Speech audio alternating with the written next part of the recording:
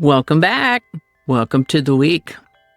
Today we have a word about words, an event to brighten the lives of young people in a difficult time, a birthday, a song, and a quote. So grab your favorite cuppa. Settle in and let's have a look.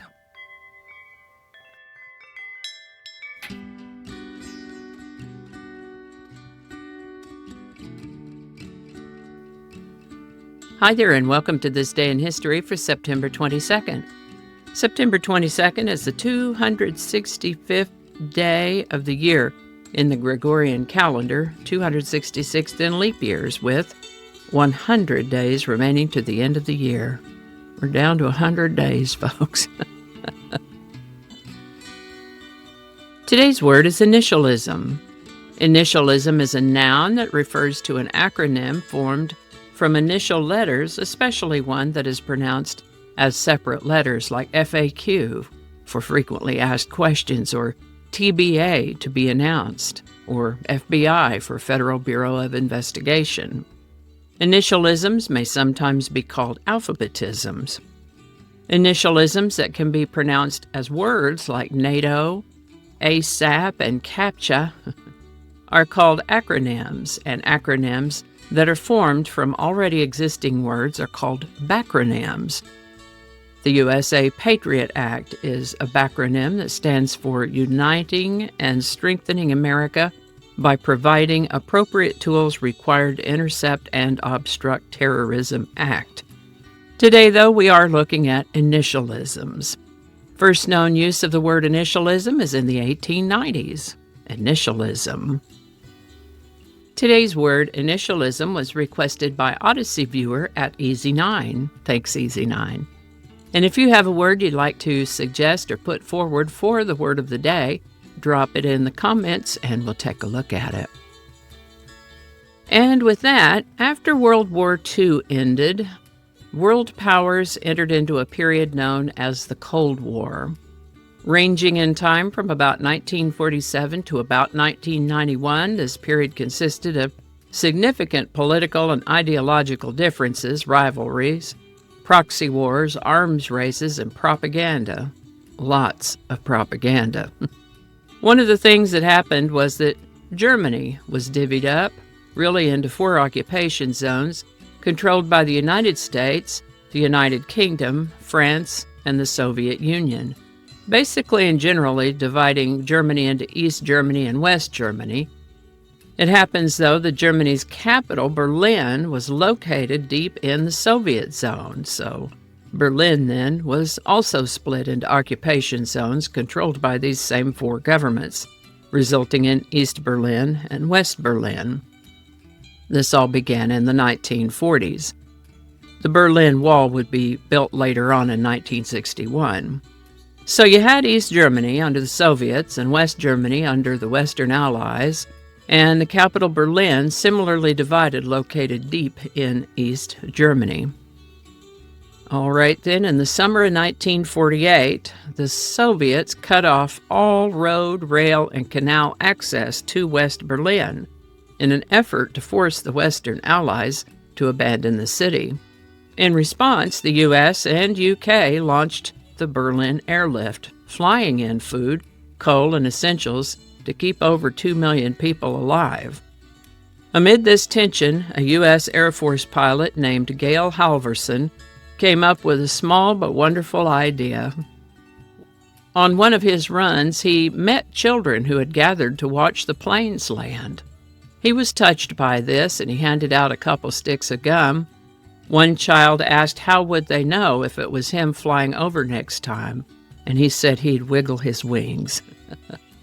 The next day on his return flight, Halvorson dropped chocolate bars and gum attached to tiny parachutes, handkerchiefs made into chutes, as a surprise for the children.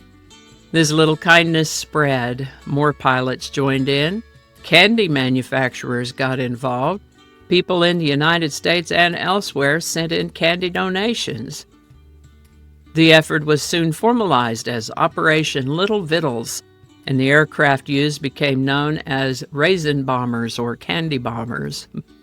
By the end, more than 3 tons of candy had been dropped on West Berlin. And it was a small gesture, but a huge morale booster, a bright moment in the midst of a geopolitical struggle, proof that generosity can fly, even under blockade. This is the birthday of American singer, songwriter, guitarist, businesswoman, and actress Joan Jett. Born Joan Marie Larkin on September 22, 1958 in Wynnewood, Pennsylvania, she got her first guitar when she was 13 years old. She took a few lessons, but the instructor wanted to teach her folk songs, and she wasn't interested in folk music. The family moved to the Los Angeles area in California. Shortly after the move, her parents divorced, and Joan changed her name to Joan Jett because it had more of a rock star feel than Joan Larkin. She became a founding member of a glam rock punk band called the Runaways. The Runaways enjoyed some success, touring around the world, opening for such bands as Cheap Trick, the Ramones, Van Halen, and Tom Petty and the Heartbreakers. The Runaways began experiencing differences and disagreements and disbanded in 1979. Joan Jett then formed the Blackhearts the following year and has been performing as Joan Jett and the Blackhearts ever since. She has also performed in quite a few acting roles in film and television. Happy birthday, Joan Jett. Being Joan Jett's birthday, let's look at one of her songs, I Love Rock and Roll. It was written by Alan Merrill and Jake Hooker for their British glam rock band, the Arrows, as a response to the Rolling Stones song, It's Only Rock and Roll, But I Like It. The Arrows released it in 1975. Joan Jett saw the Arrows perform the song live the following year in 1976. She loved it and wanted to record I Love Rock and Roll, but the Runaways apparently weren't wild about it. They passed on it. After the Runaways disbanded, Joan pulled together the Blackhearts and routinely included I Love Rock and Roll in her live sets and included it on her second studio album, which happened to be the first studio album with the Blackhearts, I Love Rock and Roll, as the title track in January of 1982. One of the songwriters, Alan Merrill, told Joan that she was an honorary Arrow because she looked like one of them. Sounds like a little bit of a mutual admiration society going on there. I Love Rock and Roll got a lot of play on MTV, which certainly helped get it out there, as if it needed any help. I Love Rock and Roll by Joan Jett and the Blackhearts. Link in the description. How about that?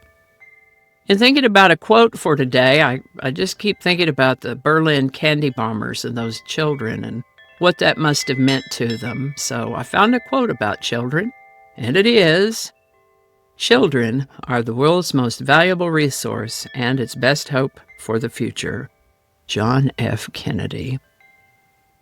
All righty, y'all take care. Be good to each other. I'll see you next time. And I think that's going to do it for us today. Thank you so much for watching. Consider subscribing if you haven't already. Feel free to share this video with a link in your email, messaging, or social media. If you enjoy this series, you can check out the playlists in the description. You can find me on BitChute, Facebook, Odyssey, Rumble, YouTube, and X, as well as on a blog page called No Really. No Really. No Really. Consider following my Day in History page on Facebook if you're on Facebook. I also have a Patreon account now, or you can buy me a coffee. All those links are in the description.